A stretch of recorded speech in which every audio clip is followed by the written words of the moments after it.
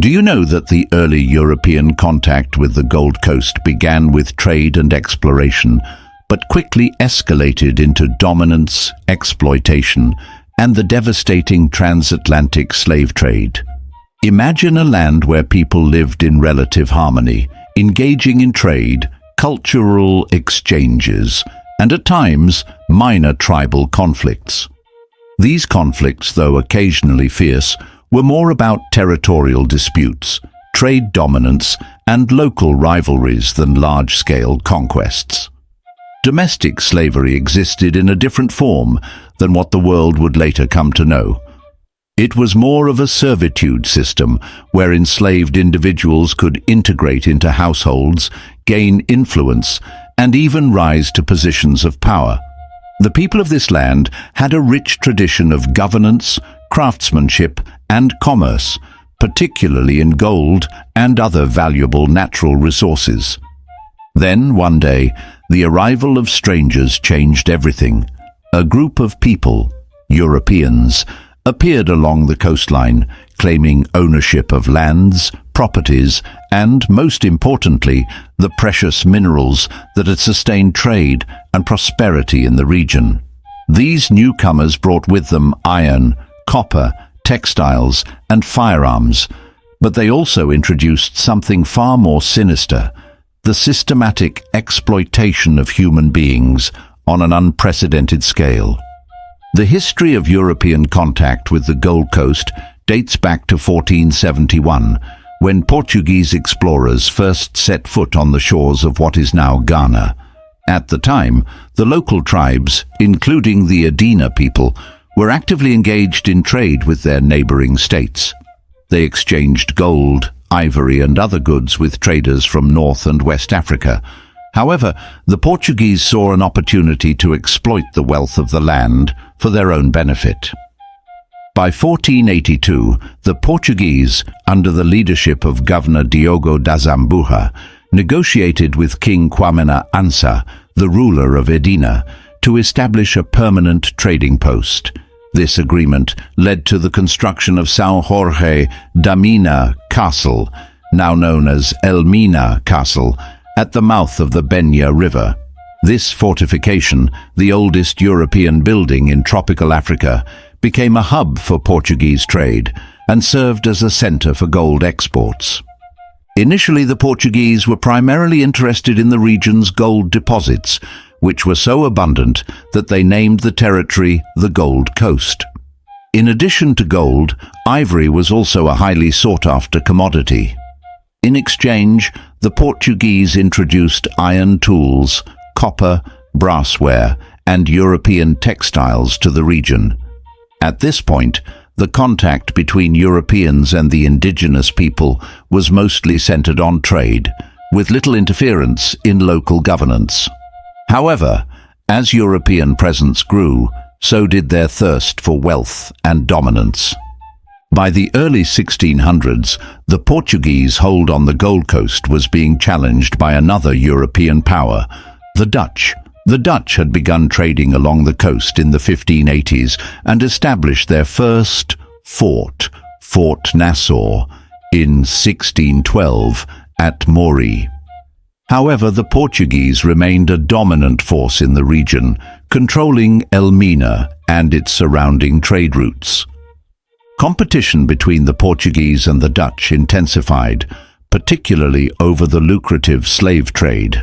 The Dutch launched unsuccessful attempts to seize Elmina in 1595 and 1625, but in 1637 they finally succeeded. Using the strategic hill where Fort St. Jago now stands, the Dutch fired down upon Elmina Castle, forcing the Portuguese into an untenable position. The fortress fell to the Dutch, and by 1642 they had completely removed the Portuguese from the Gold Coast.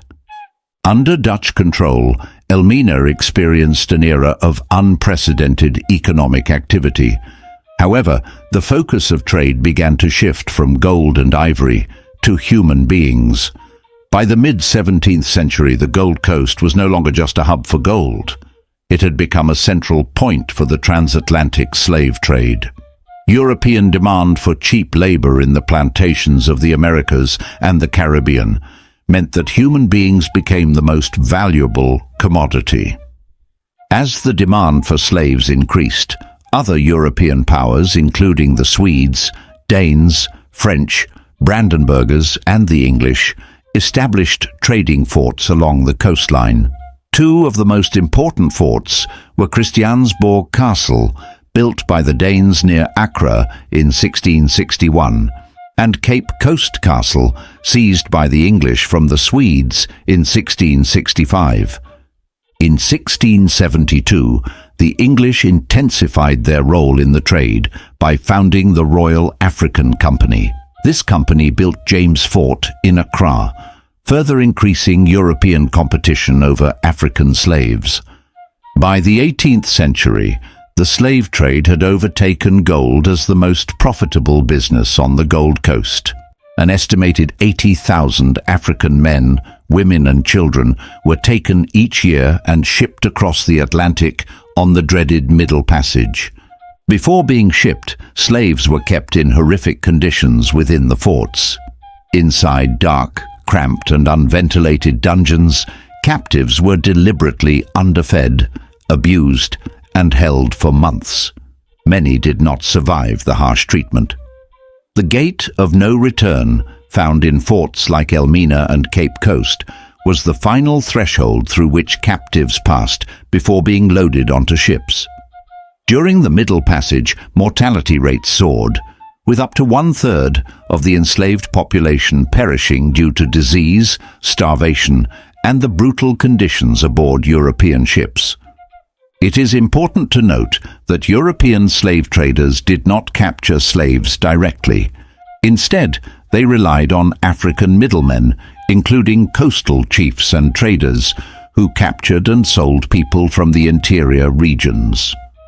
The strongest African states, such as the Asante Empire, the Oyo Empire, and the Kingdom of Benin, used their military might to capture and supply a steady stream of slaves to the coastal forts.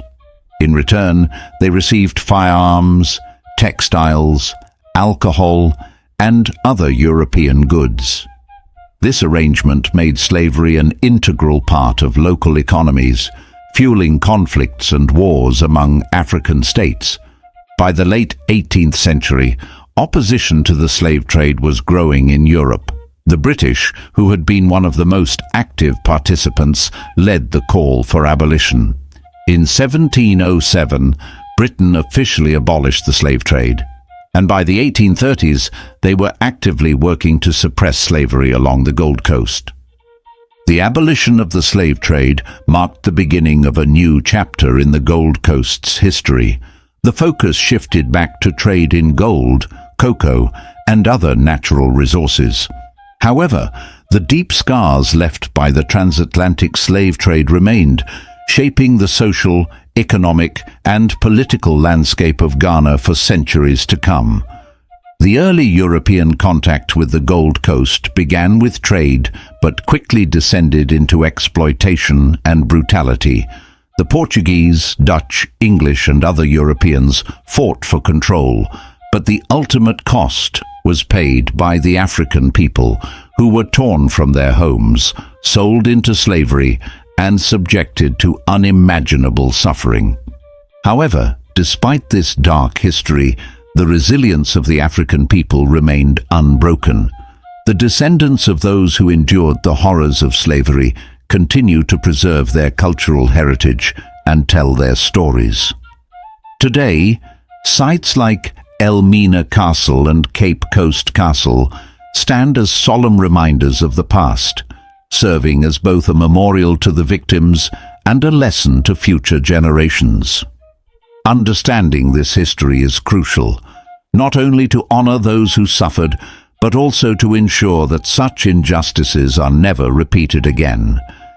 If you found this deep dive into the early European contact with the Gold Coast insightful, make sure to subscribe to Black Stories Untold for more powerful and untold narratives from African history. We bring you real stories that shed light on the past, honor our ancestors, and inspire the future. Also, we'd love to hear from you. Drop a comment below and let us know where you're watching from. Let's connect and build a global community that keeps our history alive. Don't forget to like, share, and spread the knowledge.